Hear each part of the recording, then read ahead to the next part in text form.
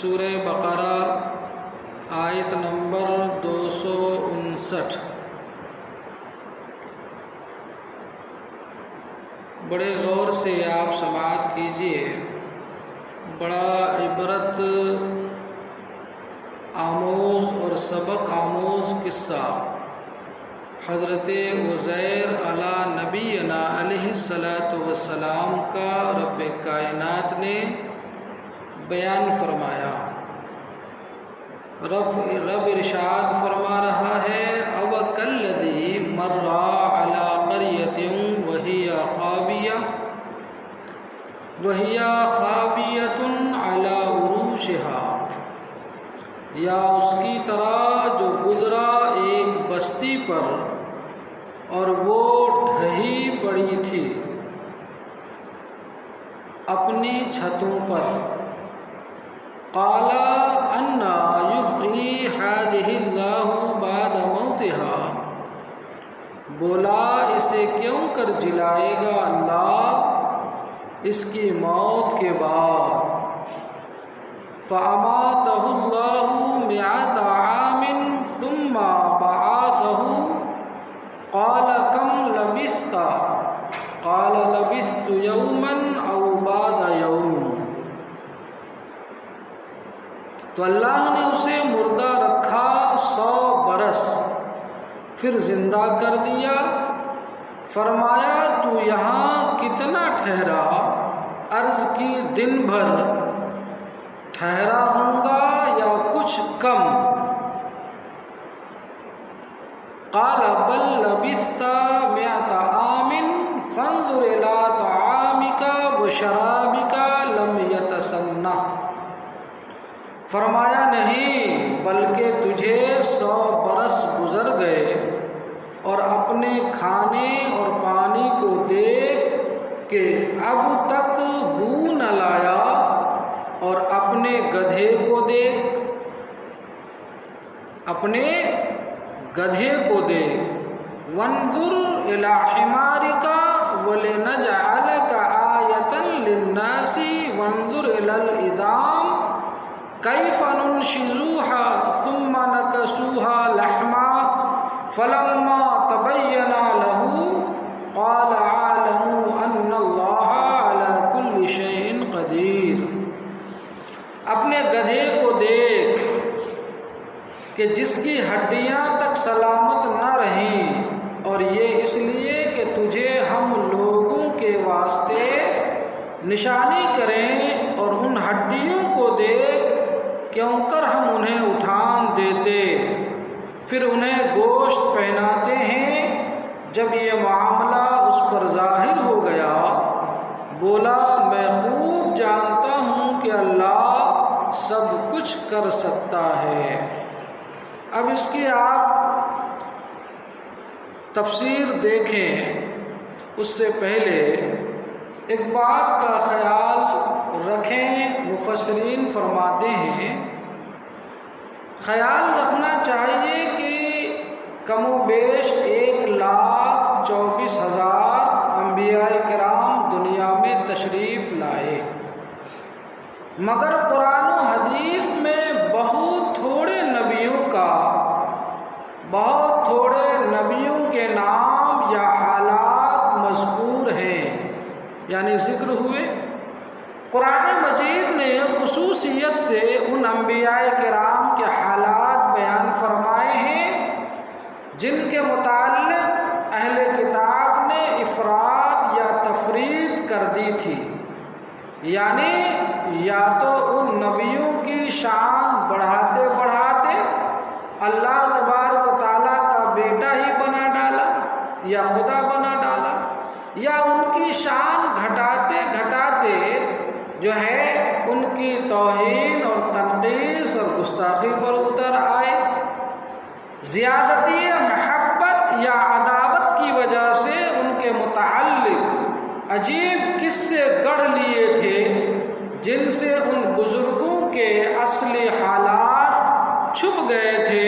ان انبیاء کرام میں سے حضرت عزیر علیہ السلام بھی ہیں جنہیں یہود خدا کا بیٹا کہتے تھے، اور ان کے متعلق نہایت روایات گڑھ لی تھی، اللہ تعالیٰ نے یہاں ان کے کچھ صحیح حالات بیان فرمائے۔ یعنی حضرت عزیر علیہ السلام کو ایک لمبے زمانے تک موت کی حالت میں رکھا، پھر دوبارہ زندہ فرمایا۔ یہودیوں کا رد ہو جائے کہ جو خدا یا خدا کا بیٹا ہو اس کو تو موت نہیں آتی، اور دیکھو حضرت عزیر علیہ السلام کے حالات۔ جس آیت کریمہ کو میں نے پڑھا اس کا خلاصہ تفسیر اور حضرت عزیر علیہ السلام کا واقعہ اب سماعت کیجیے، بڑا لطف آئے گا اور بڑی معلومات بھی آپ کو حاصل ہوں گی۔ بیت المقدس میں بنی اسرائیل آباد تھے۔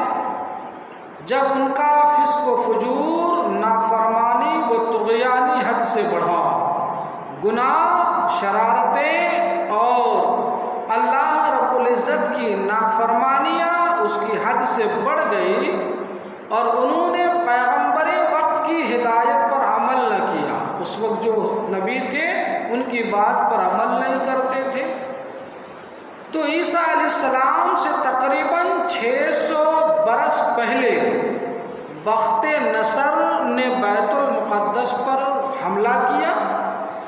اس کے ساتھ 6 لاکھ جھنڈے تھے، اور ہر جھنڈے کے ساتھ بے شمار فوج اس نے بیت المقدس کو ویران کر ڈالا۔ یعنی بخت نصر نے بڑے لشکروں کے ساتھ، فوج کے ساتھ بیت المقدس پہ حملہ کیا اور بیت المقدس کو ویران کر ڈالا، ساری بستی کو تباہ و برباد کر ڈالا۔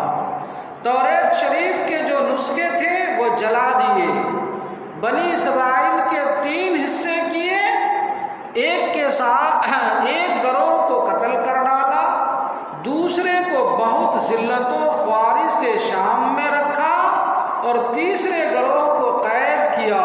اس قیدی گروہ کی تعداد تقریباً 10 لاکھ تھی۔ ان قیدیوں کو آپس میں تقسیم کر لیا۔ انہی قیدیوں میں حضرت عزیر و دانیال علیہ السلام بھی تھے جو اس وقت بچے تھے، یعنی حضرت عزیر اور حضرت دانیال علیہ السلام۔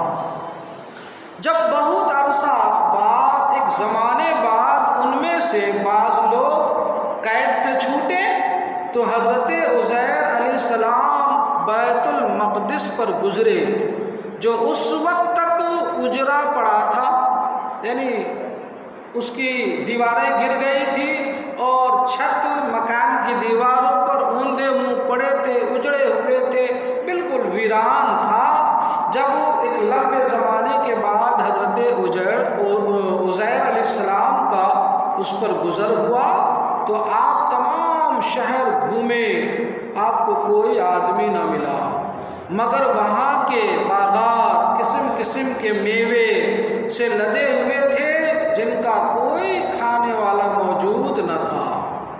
آپ نے کچھ انگور اور انجیر توڑ کر کھائے، اور کچھ انگوروں کا رس نکال کر پیا، اور کچھ انگور و انجیر توشادان میں رکھ لیے، اور تھوڑا سا شیرہ انگور ساتھ لے لیا، یعنی انگور کا جوس کہہ لیجیے ہماری زبان میں، انگور کا جوس آپ نے اپنے ساتھ لیا، اور حدود آبادی سے باہر نکل کر حسرت بھری نگاہوں سے دیکھ کر بولے، رب تعالیٰ اسے کیوں کر آباد کرے گا، اور اب یہاں رونق کیسے ہوگی؟ یہ بستی ویران پڑی ہے، اجڑ گئی ہے، سب مکانات ختم ہو گئے، آباد رہنے والے لوگ ختم ہو گئے، اللہ تبارک و تعالیٰ اسے پھر کیوں کر آباد فرمائے گا؟ یہ ایسا نہیں کہ حضرت عزیر علیہ السلام کو اللہ کی قدرت پر یقین اور ایمان نہیں تھا، بلکہ یہ بطور تعجب اور حسرت کے آپ نے یہ ارشاد فرمایا کہ یہ تباہی کو بربادی کے بعد پھر اس کی آبادی کیسے ہوگی؟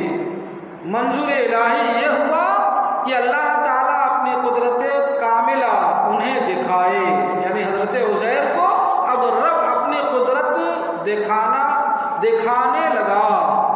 آپ نے جو ہے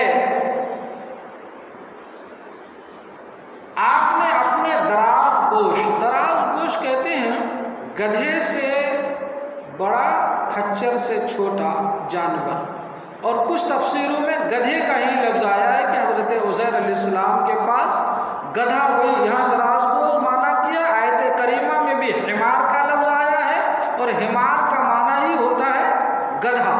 تو حضرت عزیر علیہ السلام نے کیا کیا، جو ہے آپ نے اپنے گدھا کو وہاں باندھ دیا، انجیر و انگور کا توشادان اپنے سرہانہ ایک جانب اور ایک شیر انگور کا برتن دوسری جانب رکھ کر خود آرام کے لیے لیٹ گئے۔ گدھا باندھ دیا، کھانے پینے کی چیزیں رکھ دی اور آپ سو گئے۔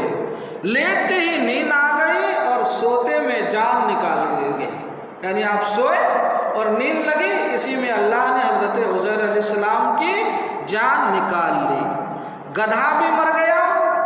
یہ واقعہ یعنی جب آپ اپنا ساز و سامان رکھ کر گدھا باندھ کر سوئے تھے، یہ تب صبح کا ٹائم تھا، صبح کا وقت تھا۔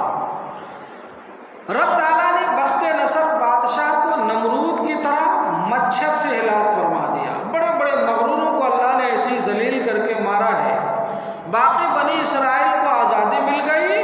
70 برس کے بعد حق تعالیٰ نے شاہان فارس میں سے کسی کو مسلط کیا، یعنی فارس کے ایک بادشاہ کو وہاں پر غلبہ دیا، جو اپنی فوجیں لے کر بیت المقدس پہنچا اور اس کو پہلے سے بھی بہتر طریقہ پر آباد کیا، رونقیں بخشی۔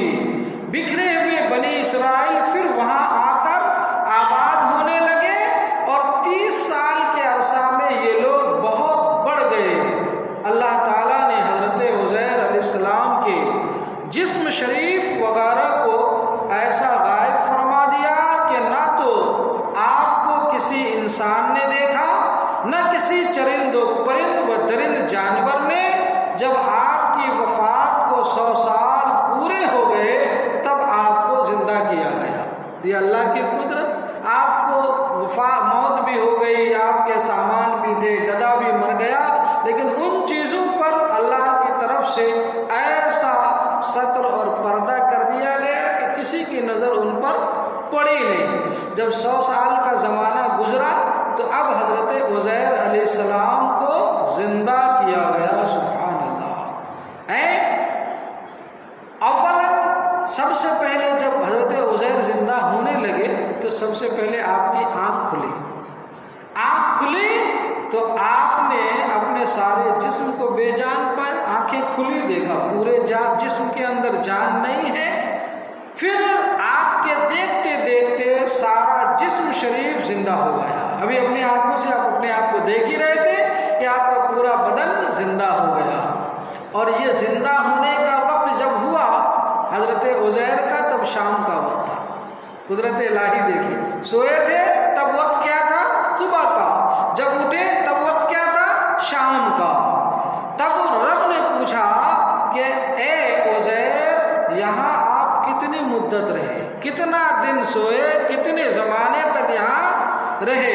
آپ نے خیال فرمایا کہ یہ وہی دن ہے جب میں لیٹا تھا، تو اندازاً فرما دیا کہ 1 دن، بلکہ اس سے بھی کچھ کم، کیونکہ اندازہ ہوا کہ صبح سویا تھا، ابھی رات ہونے سے پہلے جاگا ہے، تو آپ نے اندازے کے طور پر فرمایا کہ رب 1 دن یا 1 دن سے کچھ کم ہی سویا۔ جب یہ انہوں نے عرض کیا تو اللہ تبارک و تعالیٰ نے فرمایا، کیا فرمایا کہ آپ اپنے خیال و اندازے کی یہ حکایت فرما رہے ہیں۔ جب انہوں نے یہ حکایت فرمائی تو اللہ تبارک و تعالیٰ نے فرمایا کہ عزیر نہیں، 1 دن یا 1 دن سے کم نہیں، کتنا؟ آپ تو 100 سال ٹھہرے رہے۔ سبحان اللہ، یہاں 100 سال آپ کو گزر گیا۔ اب ہماری قدرت کا جو ہے، اب ہماری قدرت دیکھو کہ اتنی دراز مدت میں جلد بگڑنے والی غذا شراب تو نہ بگڑی، ایسی ہی جیسے ابھی تیار ہوئی ہے، اور گدھا گل سڑ کر برابر ہو گیا، اعضا بکھر گئے، ہڈیاں سفید سفید چمک رہی ہیں۔ یعنی شراب، جوس وغیرہ یہ جلدی، کھانا وغیرہ جلدی خراب ہو جاتا ہے، تو دیکھو 100 سال تک انگور کا جوس یہ ذرا بھی خراب نہیں ہوا، اس میں کوئی بو بھی پیدا نہ ہوئی، اور گدھا دیر تک رہنے والی چیز ہے تو یہ مرا، اس کے گوشت اور پوست سب سڑ گئے، ہڈیاں اب سفید سفید چمک رہی ہے۔ یہ خدا کی قدرت، خراب ہونے والی چیز باقی اور باقی رہنے والی چیز ختم۔ اللہ اکبر۔ اب رب نے فرمایا اب دیکھیے عزیر ہم کیسے مردہ زندہ کرتے ہیں۔ ایک غیبی آواز آئی کہ اے گلی ہڈیوں، جمع ہو کر گوشت و پوست کا لباس پہن لو، یعنی گوشت اور چمڑے کا لباس پہن لو۔ جو گدھا مر گیا تھا اس گدھے کی ہڈی گوشت اور چمڑے کو کہا جا رہا ہے۔ آنن فانن ہڈیاں درست ہو کر تمام جسم تیار ہو گیا۔ دوسری آواز آئی کہ زندہ ہو جاؤ، تو فوراً گدھا زندہ ہو کر آواز کرنے لگا۔ سبحان اللہ۔ آپ نے قدرت خدا کا نظارہ کیا اور فرمایا کہ میں خوب جانتا ہوں کہ رب ہر چیز پر قادر ہے، میں تو خوب جانتا ہوں، لیکن یہ حق الیقین حاصل کرنا تھا، عین الیقین حاصل کرنا تھا، اس لیے حسرت بھرے انداز میں یہ میں نے عرض کیا تھا۔ پھر آپ اسی سواری پر جو گدھا مر گیا تھا دوبارہ زندہ کیا گیا، پھر اسی گدھے پر آپ سوار ہو کر آبادی کی طرف چلے، گاؤں میں چلے۔ دیکھا کہ وہی ویران شہر بہت رونق ہو گیا ہے۔ جب آپ گاؤں گھوم کے آ کر وہاں سوئے تھے، انتقال فرمائے تھے، تب گاؤں ویران تھا، اور جب آپ 100 سال بعد اٹھے ہیں تو دیکھا گاؤں تو بالکل ہرا بھرا ہے، کافی رونقیں ہیں، چہل پہل ہے۔ یہ آپ نے دیکھا، محلے گلی کوچے سڑکیں وغیرہ سب آباد ہو چکے ہیں۔ آپ کی عمر شریف وہی 40 سال تھی جب آپ سوئے تھے، آپ کی عمر 40 سال تھی، 100 سال رہے اور 100 سال بعد اٹھے تب بھی ان کی عمر کتنی تھی؟ 40 ہی تھی، یعنی یہ 100 کا شمار نہیں ہوا جو سوتے وقت تھی۔ شہر والوں میں سے کوئی بھی آپ کو نہیں پہچانتا تھا۔ ابھی 100 سال پرانا کوئی آدمی ہو تو پہچانے نا، کوئی نہیں پہچانتا تھا۔ آپ اندازے سے اپنے مکان پر، اپنے گھر پر پہنچے، ایک ضعیف بوڑھی نابینا بڑھیا ملی جس کے پاؤں رہ گئے تھے، یعنی ان پر فالج پڑ گیا تھا، پاؤں بھی ناکام ہو چکا تھا، وہ اٹھ بیٹھنے چلنے پھرنے کے قابل نہیں تھی اور آنکھیں بھی جا چکی تھی۔ وہ آپ کی لونڈی تھی، حضرت عزیر علیہ السلام کی باندھی تھی، اور اس نے آپ کو دیکھا تھا۔ جب حضرت عزیر علیہ السلام اس لونڈی سے بچھڑے تھے تو حضرت عزیر کی عمر 40 سال تھی اور اس لونڈی کی عمر 20 سال تھی۔ انہوں نے ان کو دیکھا تھا تو جو ہے آپ اپنے مکان پر پہنچے اور وہ ضعیفہ نابینا بڑھیا سے ملے اور کوئی آپ کو پہچانتا نہیں تھا، تو کیا ہوا؟ کہتے وہ آپ کی لونڈی تھی اور اس نے آپ کو دیکھا تھا۔ اس کی عمر اس وقت 120 سال ہو گئی تھی کہ آپ کے وفات کے وقت 20 سال کی تھی، اور 100 سال یہ گزرے۔ آپ نے اس سے پوچھا کہ کیا یہ عزیر کا مکان ہے؟ وہ بولی کہ کیا یہ عزیر کا مکان ہے؟ وہ بولی ہاں۔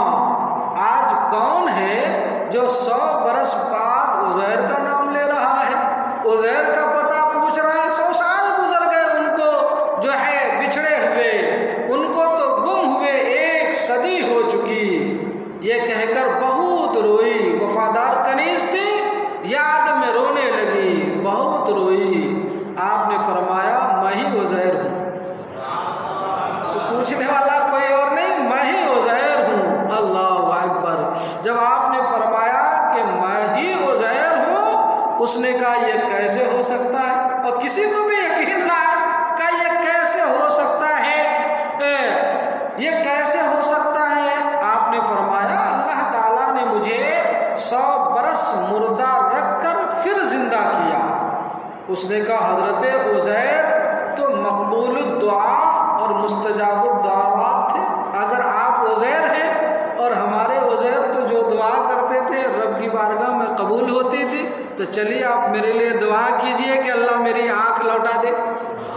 اب نشانیوں پر نشانیاں دیکھیے، قدرت الہی کی کرشمہ سازی دیکھیے، تو ان کی دعائیں قبول ہوتی تھی۔ آپ دعا کریں کہ میں اخیاری ہو جاؤں تاکہ دیکھ کر آپ کو پہچان لوں۔ آپ نے دعا کی اور وہ فوراً بینا ہو گئی اور ان کی آنکھ لوٹ آئی۔ سبحان اللہ۔ آپ نے اس کا ہاتھ پکڑ کر فرمایا جو ہے وہ بینا ہوئی، اور پھر آپ نے اس کا ہاتھ پکڑ کر فرمایا اٹھ خدا کے حکم سے۔ یہ فرماتے ہی اس کے مارے ہوئے پاؤں بھی درست ہو گئے۔ سبحان اللہ۔ اور وہ اٹھ کر کھڑی ہو گئی اور وہ دیکھ کر پہچان بھی گئی کہ واقعی یہ تو حضرت عزیر علیہ السلام ہیں، اور کہنے لگی واقعی آپ عزیر ہیں، اور آپ کا ہاتھ پکڑ کر بنی اسرائیل کی ایک مجلس میں لے کر گئی، اور جہاں حضرت عزیر کے فرزند یعنی حضرت عزیر کا بیٹا جن کی عمر 118 سال تھی، باپ کی عمر 40 سال اور بیٹے کی عمر 118 سال، اور اس مجلس میں حضرت عزیر کا پوتا بھی تھا جن کی عمر خود 90 سال تھی۔ اللہ اکبر۔ یہ سوال ہوتا ہے، یہ معمہ، اس کو قرآنی معمہ کہتے ہیں۔ باپ 40 سال کا، بیٹا 118 سال کا اور پوتا 90 سال کا۔ سبحان اللہ۔ ایک بار درود شریف پڑھیے، اللہم صلی علی سیدنا مولانا محمد بارک وسلم، صلاۃ و سلام علیک یا حبیب اللہ صلی اللہ تعالی علیہ وسلم۔ حضرت عزیر کے فرزند یعنی لڑکا جن کی عمر 118 سال تھی، اور آپ کے بوڑھے پوتے بھی موجود تھے، اور چیخ کر وہ باندی بولی مبارک ہو اے لوگو، عزیز عزیر آ گئے۔ سب نے کہا تو جھوٹی ہے۔ وہ بولی میں وہی اندھی لنگڑی بڑھیا ہوں، دیکھ لو ان کی دعا سے اچھی ہو گئی ہوں۔ اگر میں جھوٹ بول رہی ہوں تو مجھے دکھائی نہیں دیتا تھا، میں اٹھ کر کھڑی ہونے کی طاقت نہیں رکھتی تھی، لیکن عزیر کی دعا سے آنکھیں بھی آ گئی اور ٹانگیں بھی درست ہو گئی اور مضبوط و توانا ہو گئی، اور اپنے پاؤں پر ابھی میں کیا ہوں؟ کھڑی ہوں۔ یہ کہتے ہیں کہ مجھے رب نے 100 برس مردہ رکھ کر زندہ فرمایا۔ لوگ اٹھ کر ان کی زیارت کرنے لگے۔ آپ کے بیٹے نے کہا اچھا، میرے والد کے دونوں شانوں، یہ شانہ ہے نا، دونوں شانوں کے درمیان بالوں کا ایک ہلال تھا، ایک گچھا تھا جس میں مبارک کھول کر دکھایا گیا تو وہ بھی موجود تھا۔ ساری نشانیاں ہوگی نا، وہ موجود تھا، دکھایا گیا تو وہ موجود تھا۔ لوگوں نے کہا حضرت عزیر کو توریت شریف حفظ یاد تھی، جو ہمارے عزیر تھے ان کو توریت یاد تھی۔ آج کل اس کا کوئی نسخہ دنیا میں موجود نہیں ہے کہ ظالموں نے جلا ڈالا تھا۔ اگر آپ عزیر ہیں تو توریت شریف سنائیے۔ جب لوگوں نے فرمائش کی تو آپ نے توریت سنائی ہی نہیں بلکہ آپ نے لکھوا بھی دی۔ سبحان اللہ، لکھوا دی۔ مجمع میں سے ایک آدمی اٹھ کر کھڑا ہوا اور بولا کہ میں نے اپنے والد سے اور انہوں نے اپنے والد سے سنا تھا کہ بخت نصر کے ظلم و زیادتی کے بعد گرفتاری کے زمانے میں میرے دادا نے ایک جگہ توریت شریف کو دفن کر دی تھی، اس کا پتہ مجھے معلوم ہے، چلو تلاش کریں، شاید مل جائے۔ اگر مل جائے تو پھر ملانے سے اندازہ ہو جائے گا کہ وہ توریت میں جو لکھا ہے اور جو یہ پڑھ کے سنا رہے ہیں اور جو انہوں نے لکھوایا ہے مطابقت ہوتی ہے کہ نہیں ہوتی ہے۔ بڑی تلاش و جستجو سے وہ نسخہ مل گیا۔ اس نسخے مدفونہ یعنی جو دفن کیا ہوا نسخہ تھا، حضرت عزیر کے لکھوائے ہوئے نسخے سے جب مقابلہ کیا گیا تو حرف بحرف مطابق نکلا۔ سبحان اللہ، ایک حرف کا آگا پیچھے نہیں۔ تب سب کو یقین ہو گیا کہ یہ حضرت عزیر علیہ السلام ہیں۔ تب یہودیوں نے آپ کو خدا کا بیٹا کہنا شروع کر دیا، معاذ اللہ رب العالمین، کہ یہ تو خدا کا بیٹا ہے۔ اللہ اکبر۔ اس قصے سے کیا معلوم ہوا؟ معلوم یہ ہوا کہ اللہ تبارک و تعالیٰ جس طریقے سے انسان کی پہلی تخلیق پر قادر مطلق ہے، اسی طرح انسان کی وفات اور موت کے بعد پھر انسان کو ان کی قبروں سے دوبارہ اٹھا کر زندہ کر کے عدالت الہی میں لانے پر بھی قادر ہے اور اس کے حساب و کتاب پر بھی قادر ہے۔ اس سے یہ بھی سبق حاصل ہوا کہ اگر آبادی میں گناہ اور فسق و فجور کا بازار گرم ہو جائے، لوگ بلا دریغ گناہ کرنے لگے اور اللہ تبارک و تعالیٰ کی طرف سے زمین پر فسق و فجور کی بنیاد پر کوئی مصیبت آتی ہے تو پھر اس عام مصیبت میں بے گناہ لوگ بھی پھنس جاتے ہیں اور مبتلا مصیبت ہو جاتے ہیں، جیسا کہ حضرت عزیر علیہ السلام اور حضرت دانیال علیہ السلام کے ابھی آپ بچے تھے اور آپ نے فسق و فجور جو ہے آپ کی ذات بابرکت کے قریب آتے بھی نہ تھے، اس کے باوجود مصیبت میں گنہگاروں کے ساتھ پھنس گئے۔ لہذا حکم یہ ہے کہ اگر معاشرے میں، محلے میں، گاؤں میں، بستی میں کوئی گناہ سر ابھارنے لگے، پنپنے لگے، پھیلنے لگے، لوگوں کی نسلیں خراب ہونے لگے اور آبادی کی نسلیں، نوجوان بچے کسی گناہوں کی طرف، دلدل کی طرف جانے لگے تو لوگوں پر لازم اور ضروری ہے، آبادی کے نیک لوگوں پر، کہ لوگوں کو گناہوں سے روکے اور انہیں بچائے اور انہیں گناہوں سے روکنے کی حتی الامکان کوشش کرے۔ یہ نہیں کہ ہمارے بچے اچھے ہیں، ہم نیک نمازی روزے دار اور مسجدوں میں بیٹھنے والے ہیں، ہمارا کیا؟ نہیں، سیلاب آئے گا تو جس طرح گنہگاروں کے گھر بھسیں گے، بہہ جائیں گے، اسی طرح ان کے پڑوس میں رہنے والے وہ لوگوں کے بھی گھر بہا لے جائیں گے جو نیک ہیں۔ ہاں، مرنے کے بعد پھر اللہ کی بارگاہ میں اٹھایا جائے گا تو گنہگار اپنے گناہوں کے ساتھ اٹھیں گے، نیک اپنی نیکیوں کے ساتھ اٹھیں گے اور وہ اللہ ان کو آخرت میں ان کے عمل کے مطابق یا اپنے فضل سے جیسا چاہے گا بدلہ عطا فرمائے گا۔ لیکن دنیا جب تباہ ہوگی، برباد ہوگی اور یہاں تباہی کو بربادی آئے گی تو صرف وہ برے لوگ نہیں مریں گے بلکہ ان کے ساتھ وہ لوگ بھی مارے جائیں گے جو گنہگار نہیں ہیں اور ان کے ساتھ رہتے ہیں۔ اسی لیے حکم یہ ہے کہ خود کو بھی گناہوں سے بچائیں اور ساتھ میں اپنے آس پاس رہنے والے مسلمانوں کو بھی گناہوں سے بچانے کی حتی الامکان کوشش بلیغ کی جائے۔ اللہ رب العزت قرآن مجید میں خود ارشاد فرما رہا ہے، تَأْمُرُونَ بِالْمَعْرُوفِ وَتَنْهَوْنَ عَنِ الْمُنْكَرِ، لوگوں کو نیکیوں اور بھلائیوں کا حکم دو اور گناہوں سے انہیں روکو۔ یہ ہر مسلمان کا جو ہے ذمہ اور فریضہ بنتا ہے۔